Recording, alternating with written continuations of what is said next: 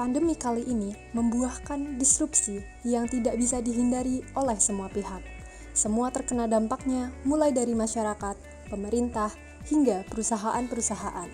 Kondisi disrupsi ini juga memicu perkembangan yang lebih cepat daripada sebelumnya, mulai dari pesatnya implementasi teknologi dan budaya, serta norma baru yang harus diterapkan dalam menghadapi pandemi.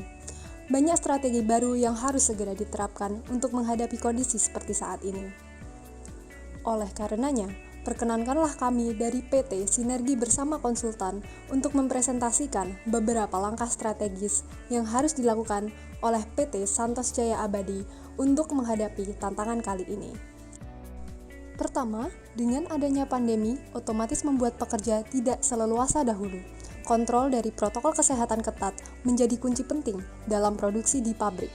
Dengan keadaan dan kondisi yang berbeda, memungkinkan untuk pegawai memiliki keluhan terkait kondisi kerja di pabrik. Oleh karenanya, sangat dibutuhkan saluran yang bisa mewadahi aspirasi karyawan, entah di level pabrik ataupun level perusahaan yang tersambung dengan pembuatan keputusan di level direksi. Selain itu, masa pandemi juga memerlukan hubungan yang kokoh dan erat antar berbagai pihak yang berada dalam perusahaan agar bisa tercipta harmoni serta keselarasan. Oleh karena itu, forum komunikasi antar level, mulai dari level direksi hingga pegawai lapangan, bisa difungsikan sebaik mungkin. Harapannya, dengan adanya hubungan dan komunikasi bisa membuat para pegawai memiliki sense of belonging kepada perusahaan. Di tengah masa pandemi COVID-19 ini, tentunya menjaga semangat, moral, dan kesehatan mental pegawai sangatlah penting. Oleh karena itu, ada beberapa strategi dalam mengatasi hal tersebut yang sudah kami rancang, seperti yang pertama, fasilitas kesehatan mental. Fasilitas kesehatan mental berbasis platform online yang dapat diakses kapan saja oleh pegawai perusahaan. Fasilitas ini diharapkan menjadi sarana oleh para pegawai dalam menghilangkan stres yang diterima selama bekerja.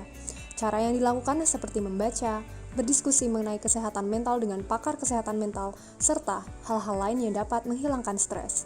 Karena dengan terjaganya mental para pegawai perusahaan akan menstabilkan kondisi perusahaan di tengah pandemi COVID-19. Yang kedua, konseling kesehatan.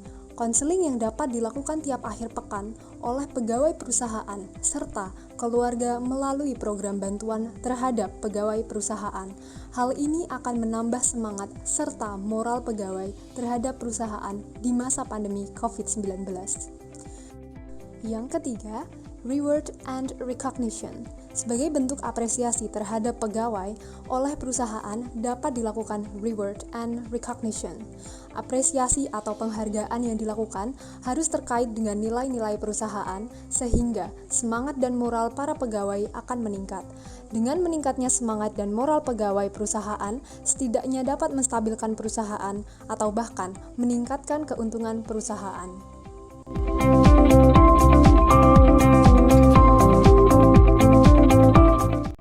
Untuk informasi lebih lanjut, silakan menghubungi call center Sinergi Bersama Konsultan seperti yang tertera pada slide berikut.